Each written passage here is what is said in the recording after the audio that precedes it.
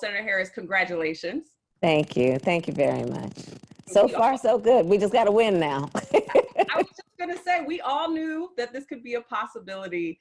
Just give us the scoop. Can you tell us where you were when you found out that you were picked as the VP nominee, and who was the first person that you told?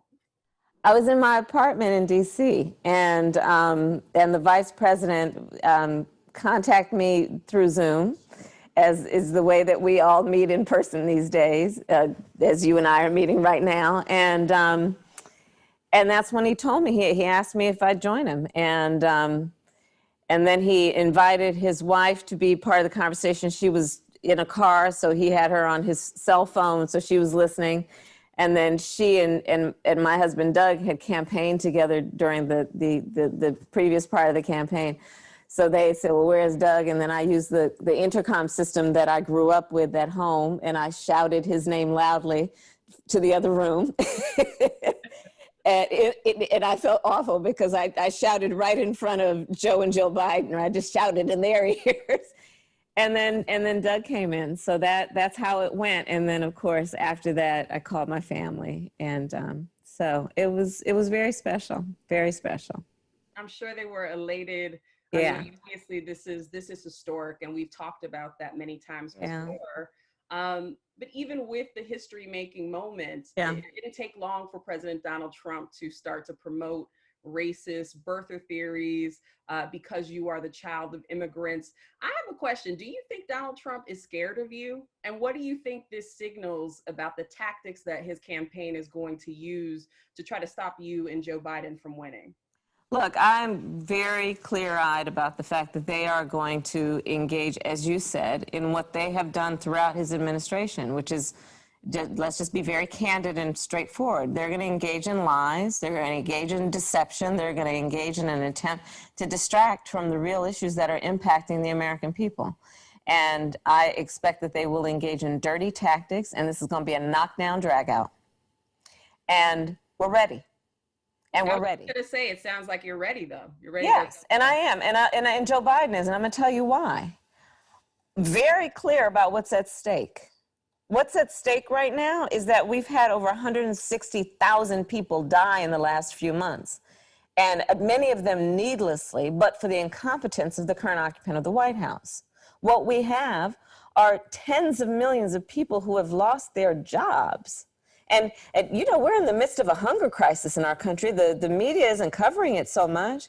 But when 1 in 5 mothers in America is describing her children under the age of 12 as being hungry, and you know that when you break that down along racial lines, it's going to probably be a much larger number for Black mothers and brown mothers.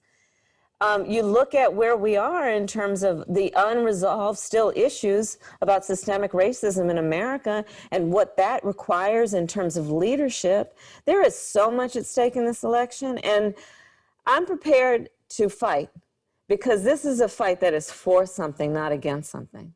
This is a fight for where we need to be.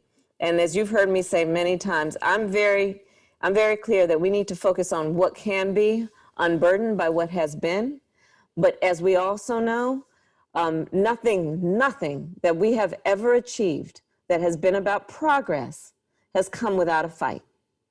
Yes, and Senator Harris, when you talk about the future and what can be, I think of the fact that so many people are still asking questions about your record as a former prosecutor. And for some reason, no matter what your answers have been, some folks are not satisfied. What do you say to them? Do you understand their genuine concern? And can you explain how you will fight to protect Black people from police brutality and mass incarceration? Well, yes, and let's start with the first point that you're raising. I understand why people are distrustful of a system that historically has been unjust and unfair to them. I get that. That's why I chose to become a prosecutor. Because I decided, and you know, it's obvious, I also decided to go up the rough side of the mountain. I decided that this system is so clearly, it was not even I decided, I was born knowing and experiencing how unjust it could be, and in particular on issues of race. And I decided to go inside the system, in addition to all the folks, including, friends and relatives who were on the outside of the system, to do what I could to change it. And so people, though, are, there are some who just say, well, but you were a prosecutor, period. And the inference there, or the assumption there, is I was part of the system that harmed the community from which I come. And I think that we need to really distinguish that point from the point of we can't only be on the outside of these systems that we need to change. It also requires that we go inside.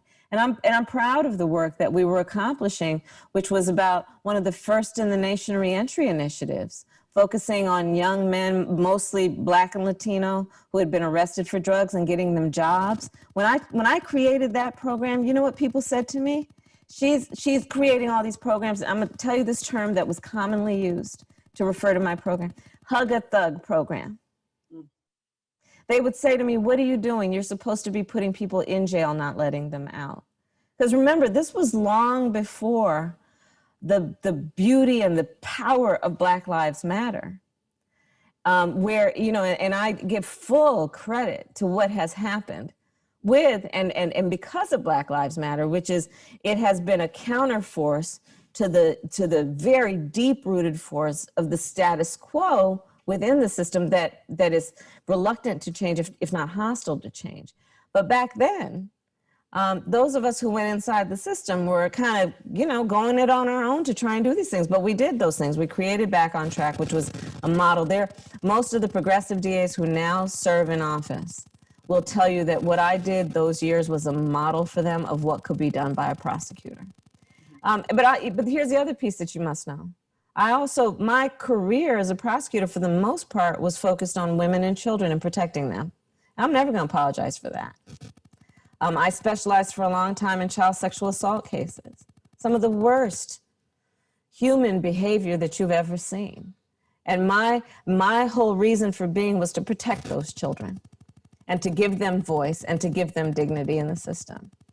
But let's talk about what we need to do to reform the system.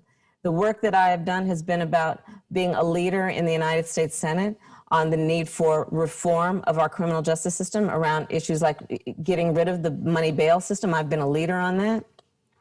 Together with Cory Booker, I have been a leader on what we need to do around police accountability and reform. I have been a leader on what we need to do around the mandatory minimums in terms of sentencing.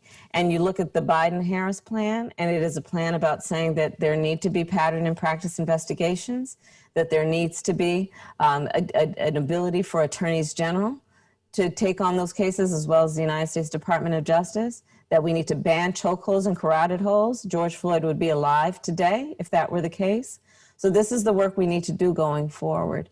And I think that if you look at my background, you will know I'm probably best equipped to be a leader and a national leader in this administration on what we need to do to reform the system.